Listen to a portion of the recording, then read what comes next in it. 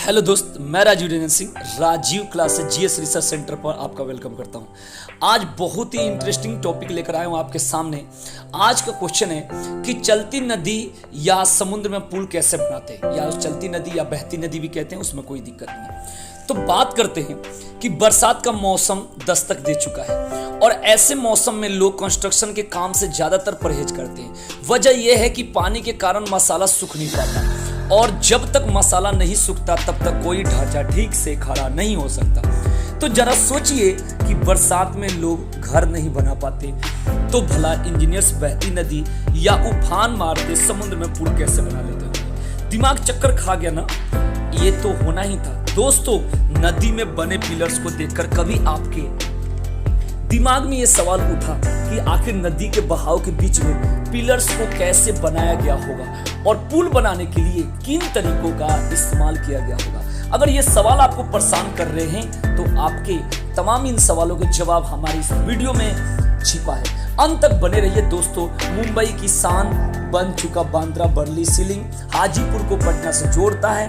गंगा नदी पर बना महात्मा गांधी सेतु, असम के तिनसुकिया में लोहित नदी पर बना भूपेन हजारिका सेतु, डिब्रूगढ़ में ब्रह्मपुत्र नदी पर बना पोगीबील सेतु, भागलपुर बिहार में गंगा पर बना विक्रमशिला सेतु। लिस्ट काफी लंबी है दोस्तों। इन सभी इंजीनियरिंग के वो बेजोड़ नमूने हैं जिन्हें बहती नदी या समुद्र के ऊपर बनाया गया है।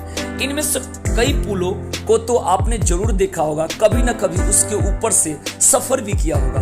आपने कभी गौर किया होगा कि सभी पुल नदी या समुद्र के पिलर्स के सहारे टिके रहते हैं, लेकिन क्या आपने कभी सोचा है कि आखिर वो कौन सी ट्रिक है जिसके मदद से पानी के भीतर इन पिलर्स को खड़ा किया जाता है। जो आपने ऊपर लाखों टन वजनी पुल का भार उठाए रहते हैं, रोजाना हजारों लाखों टन गाड़ियों का बोझ बिना उफ किए सहते रहते हैं। चलिए जवाब हम आपको बता देते हैं कि आखिर बहती नदी के बीच इन पुलों को कैसे बनाया जाता है। चलिए सबसे पहले ये जान लेते हैं कि नदी पर बनने वाले पुल कई तरीके के होते हैं, जैसे बीम ब्रिज पुल, suspension bridges, arch bridges, movable bridges. दोस्तों, इंजीनियरिंग डिजाइन के पेज पर ब्रिजेज के कई कैटेगरीज में बांटा जा सकता है। ब्रिज का कंस्ट्रक्शन भी लोकेशन के आधार पर किया जाता है, यानी एक टाइप का ब्रिज हर लोकेशन पर बनाना पॉसिबल नहीं, इसलिए जगह के हिसाब से ही ब्रिज बनाए जाते हैं। आमतौर पर पानी के ऊपर ब्रिज बनाना जमीन पर पुल बनाने से कई ज्यादा मुश्किल होता है। नदियों या समुद्र में पिलर बनाने वाले पुल बनाने के लिए पहले कुछ अहम बातों पर ध्यान दिया जाता है, जैसे पानी की गहराई, पानी के बहने की स्पीड, पानी के नीचे की मिट्टी की क्वालिटी, ब्रिज पर पड़ने वाले भार और ब्रिज बनने के बाद उस पर चलने वाली गाड़ियों का वजन। इन सभी मुद्दों पर ब्रिज बनाने से पहले गहरा रिसर्च किया जाता है। इस रिसर्च के बाद ही पुल बनाने का काम शुरू होता है। ऐसा नहीं है कि नींव डालने का काम सिर्फ इमारत बनाने के दौरान ही होता है। दरअसल पानी पर पुल बनाने के लिए भी नींव डाली जाती है और पूरे प्रोजेक्ट के आधार पर नींव को लेकर भी पहले प्लान बनाया जाता है। वैसे पानी के बीच रखे जाने वाले नींव को कॉपर डैम कहते हैं। ये कॉपर डैम एक तरीके से ड्रम के जैसे होते हैं जिन्हें क्रेन या पोकलेन मशीनों की मदद से पानी में एकदम बीच में फिट कर दिया जाता है। इनको कॉपर डैम्स को स्टील की बड़ी बड़ी प्लेट के जरिए बनाया जाता है। इसका शेप गोल या स्क्वायर होता है और ये बात नदी की मिट्टी या गहराई पर डिपेंड करती है। अगर सीधे शब्दों में कहें तो ये एक ड्रम की तरह होता है, या फिर आपने जो मेलों में मौत का कुआं देखा होगा बिल्कुल उसी की तरह होता है। आमतौर पर कॉपर डैम काफी मजबूत होता है जिसे स्टील से बनाया जाता है।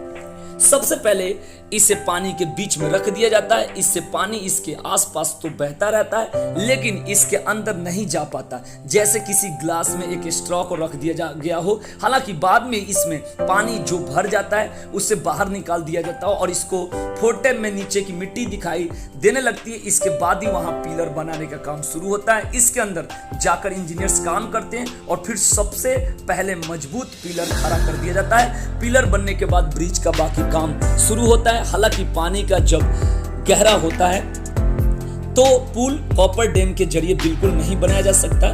जहां पानी ज्यादा गहरा होता है वहां पहले रिसर्च करके जमीन के नीचे कुछ पॉइंट्स बनाया जाता है जहां मिट्टी अच्छी हो और जमीन पिलर बनाने लायक हो।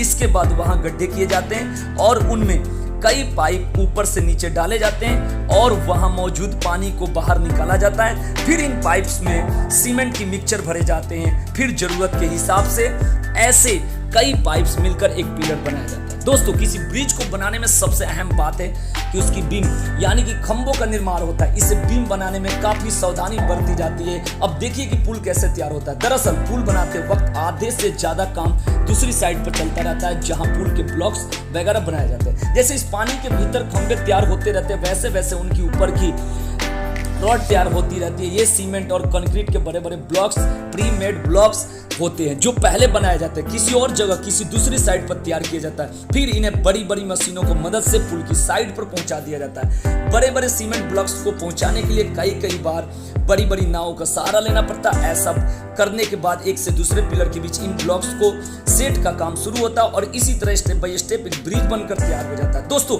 अगर आप सोच रहे हैं कि कोई ब्रिज बन गया मतलब अब काम खत्म हो गया हो, तो ऐसा बिल्कुल नहीं है। किसी भी ब्रिज को एक तय वक्त तक के लिए ही बनाया जाता है, जैसे 100 साल या 150 साल। इसके बाद वो ब्रिज किसी काम का नहीं रहता। ब्रिज को समय समय पर रख रखाव की भी जरूरत पड़ती है। ऐसा नहीं है कि एक बार बनाने के बाद उसे कभी चेक नहीं किया जाता। ब्रिज की मजबूती का पता लगाने के लिए कई सारे इंस्ट्रूमेंट इस्तेमाल में लाए जाते हैं, जैसे मैग्नोमीटर, आयोमीटर, इंफ्रारेड थर्मोग्राफी। इंफ्रारेड थर्मोग्राफी एक ऐसा डिवाइस है जिसकी मदद से कंक्रीट के बीच बनने गड्ढों का भी पता लगाया जाता है। लिया जाए इसकी मदद से समय समय पर ब्रिज के खंभों की जांच आसानी से हो जाती है और अगर कहीं कोई गड़बड़ मिलती है तो उसे वक्त रहते हुए दुरुस्त कर दिया जाता है। तो यहां पर बात करते हैं कि हमने आपको सारी पॉइंट आपको बहुत अच्छा से समझाया। मैं उम्मीद करता हूं कि ये वीडियो आपको समझ में आई होगी। तो आज का जो टॉपिक था बहुत ही धमाकेदार टॉपिक था, जो कि आप समझ गए होंगे कि बहती नदी या समुद्र में पुल कैसे बनाया जाता है। तो दोस्तों, मैं कहना ये चाहूंगा कि आपको अगर वीडियो अच्छा लगा हो तो लाइक करें। अगर आप चैनल पर नए हैं तो चैनल को सब्सक्राइब करें और जितना ज़्यादा से ज़्यादा हो इसे शेयर करें। और वीडियो देखने के लिए धन्यवाद।